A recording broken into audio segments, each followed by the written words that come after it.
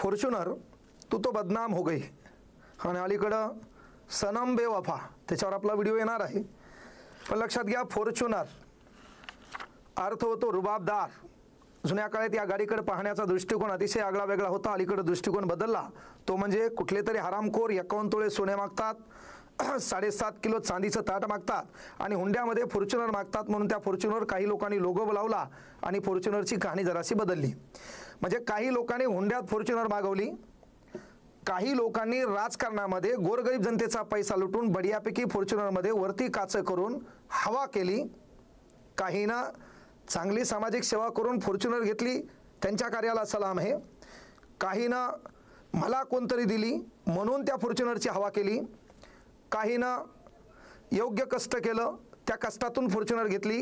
काहींना हॉटेलमध्ये काम केलं, वेटर म्हणून काम केलं, हॉटेलचे मालक झाले, कुठल्या तरी मटणाचा एक फेवराईट प्रकार आणला, तो जनतेला भाळला आणि जनतेच्या प्रेमापोटी त्यांनी देखील कष्टातून फॉर्च्युनर घेतली. यस, ही फॉर्च्युनर आणि ही फॉर्च्युनर ज्या लोकांकडे आहे तिला आपण रुबाबदार म्हणतो. मग त्याच्यात माझ्याकडे फॉर्च्युनर असल्यामुळं काहीच्या सुपीक डोक्यात नापिकेचार येईल.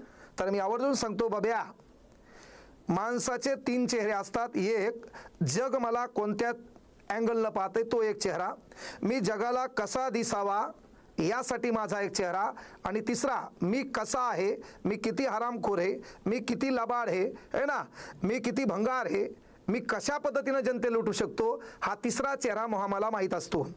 आणि म्हणून भांग पाडताना आरशामध्ये पाहताना तिसरा चेहरा म्हणला की यू आर ग्रेट, तर मग जगातले लोक काही म्हणू त्याचा काय लय मोठा ताण घ्यायचा नाही. तिसरा चेहरा तुमचा तुम्हाला माहीत असतो, तो म्हणला पाहिजे यू आर ग्रेट, विषय खलास.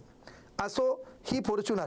आता काय व्हायला माहिती आहे का, आपण गरीब आहे, गरिबीतून एखादा हॉटेलवाला, व्यवसायवाला, कपड्यावाला, दुकानदार मोठा होत असेल तर आपलं काम आहे त्याची प्रशंसा करा, त्याची टिंगल टवाळकी करू नका. प्रॉब्लेम काय माहिती आहे का, आपण गरीब आहे पण आपल्याला श्रीमंत बोकांडीवर घ्यायची सवय आहे. आणि मग झालं काय की या हॉटेल क्षेत्रामध्ये आज एवढे कापले, उद्या तेवढे कापणार, संध्याकाळी एवढे कापणार, दुपारी एवढे कापणार. प्रश्न पडला, व्हेज खाणारे लोक आहेत का नाही? एवढे लटकिले, तेवढी लटकिले, एवढ्यांचा बेत आहे, उद्या हॉटेल बंद आहे, नोंद करून घ्या. पण हे शब्द सध्या महाराष्ट्रामध्ये प्रत्येकाच्या कानात घुमत आहेत. आणि मग काय बाबा, हॉटेल भाग्यश्री, एक गरिबीतून पुढे आलेला हॉटेलमध्ये काम करणारा, समाजात काय चालते ज्याचं ज्ञान नसणारा, पण त्याच्या भोळ्या बाबड्या शब्दाने जनतेनं डोक्यावर घेतले, तो म्हणजे हॉटेल भाग्यश्रीचा मालक. कळलं का? यावं लागते, क्वालिटी क्वांटिटी, आज एवढ्याचा बेत आहे, उद्या हॉटेल बंद आहे, याची नोंद करून घ्या. ते त्याच्या शब्दातून तो बोलला, पण महाराष्ट्राच्या कानाकोपऱ्यात तो आवाज घुमला. यानं कष्ट केलं, काबाड कष्ट केलं, हॉटेलचं नाव महाराष्ट्राच्या कानाकोपऱ्यात पोहोचलं.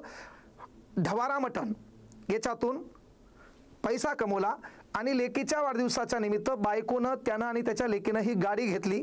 सर्व काही सुरळीत होतं.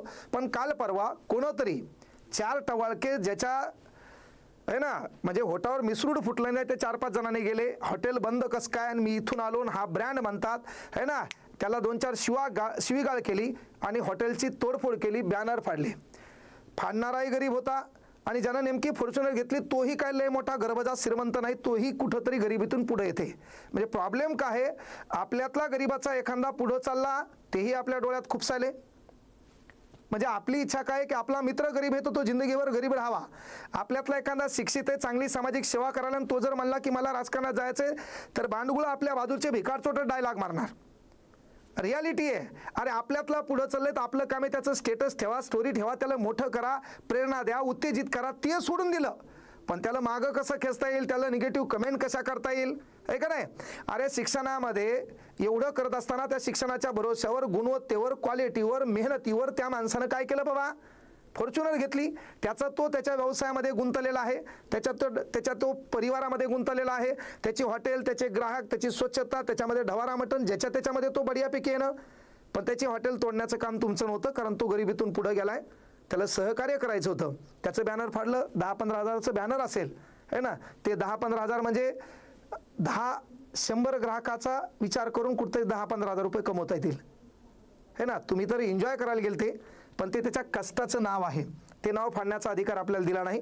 म्हणून पोलीस प्रशासनाला विनंती आहे, गोरगरीब मोठा होत असेल तर कायदे जरासे कडक करा, त्याच्यावर कोणी अन्याय करत असेल तर त्या अन्यायाचा बिमोड करा, कारण तुमचं वाक्य आहे सदरक्षण आहे खलनिग्रहण आहे, त्या वाक्याची पूर्तता तुम्ही अवश्य करसाल अशी तुम्हाला विनंती आहे। यानंतर पहा कष्टातून पुढे आलेली ही एक हॉटेल आहे, हॉटेल 7777। हां, हॉटेलचं नाव आहे हॉटेल 7777। भाऊ बी बढियापैकी मोटिवेशनल डायलॉग देतात, भाऊ बी सांगतात आज एवढे कापले उद्या तेवढे कापले।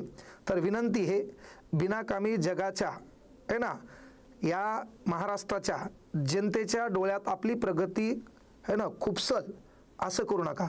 छान काम करायलेत, छान उद्योग करायलेत आहे ना, छान लोकांना सर्व्हिस द्यायलेत, छान ग्राहकांची काळजी घ्यायलेत, स्वच्छता ठेवायलेत, मटणाचे वेगवेगळे प्रकार त्या लोकांना खाऊ घालेत, पण एवढे कापलेत आता एवढे कापणार आहेत, एवढ्यांचा बेत आहे। एक वेळ अशी होऊ नये की महाराष्ट्रातली आखी बोकड्याची जात तुमच्यामुळे गायब होणार नाही, याची काळजी तुम्ही दोघं तिघं घ्याल। बाकी तुमचं काम नेक आहे, तुमची मेहनत नेक आहे, मेहनतीला चांगलं फळ देखील भेटत आहे, पण काही लोकांच्या हे डोळ्यात खुपसत आहे, हे देखील थोडं लक्षात घ्या। पहा त्यानंतर हॉटेल तिरंगा। हां, नात करती काय यावंच लागते।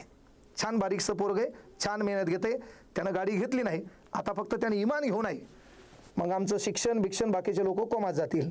हां, शिक्षणाच्या भरोश्यावरही, शिक्षणाचा अर्थ पैसा कमवणे, शिक्षणाचा अर्थ बंगला घेणे नाही, शिक्षणाचा अर्थ खऱ्याचं समर्थन करणे, खोट्याच्या विरोधात उभं राहणं, त्याचं नाव शिक्षण असते। शिक्षणाच्या भरोश्यावर गाड्यान घोड्यान बंगल्याचा विचार करू नका, नाहीतर मग माझ्याकडे पासाल तो फॉर्च्युनर कसं काय घेतली, अनावधानानं आपला कार्यक्रम जमलाय, प्रत्येकाचा जमणार नाही, पण खरं लोकांना पेरायचं शिका, गोरगरिबांच्या कामाला, गोरगरिबांचा आशीर्वाद कधीच तुम्हाला कमी पडू देणार नाहीत, हा देखील शब्द आहे। त्यानंतर हॉटेल हिल स्टार यांनी देखील गाडी घेतली, गाडी कोणती आहे तेवढं नाही सांगता येणार, पण बहुतेक महिंद्रा कंपनीची आहे।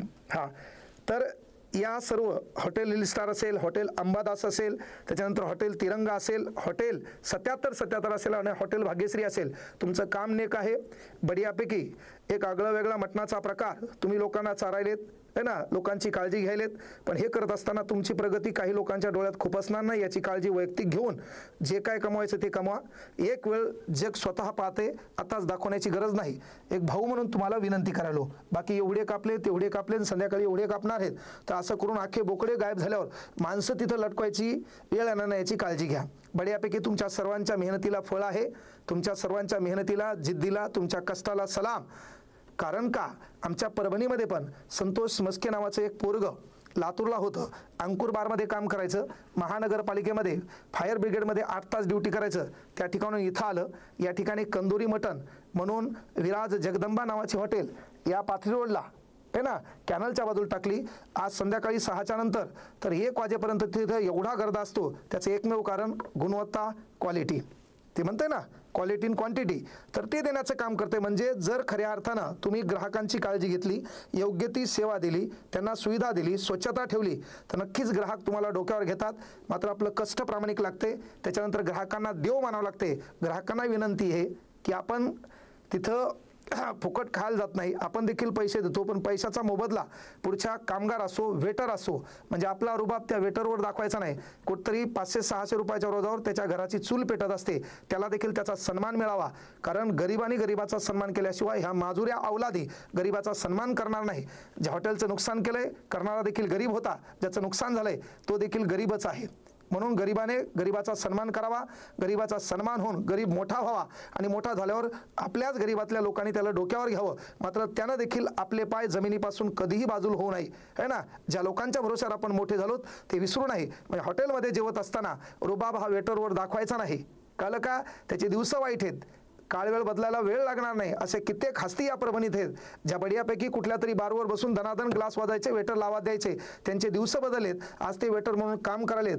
म्हणून बदलो न बदलो वेळ बदलत असती, वेळेवर घमंड करू नका है ना। राजाचा रंक व्हायला, रंकाचा राजा व्हायला वेळ लागत नाही, म्हणून माच कुठल्याच गोष्टीचा करू नका। या हॉटेलमध्ये काम करून बढियापैकी तुम्ही फॉर्च्युनर घेतल्यात, येणाऱ्या काळात तुमचे बंगले हो, तुमच्या मेहनतीला ईश्वर आणखी फळ देवो। फक्त विनंती आहे, ही जनता डेंजर आहे, तुमची प्रगती यांच्या डोळ्यात खुपसणार नाही याची काळजी तुम्ही घेसाल। बाकी है ना ढवारा मटण, कंदोरी मटण है ना, जे जे मटणाचे प्रकार आहेत ते मटणाचे प्रकार चालू द्या, फक्त लेज बोकडे मारलेले दाखवू नका, एवढी विनंती। धन्यवाद, सर्वांच्या कष्टाला फळ येवो।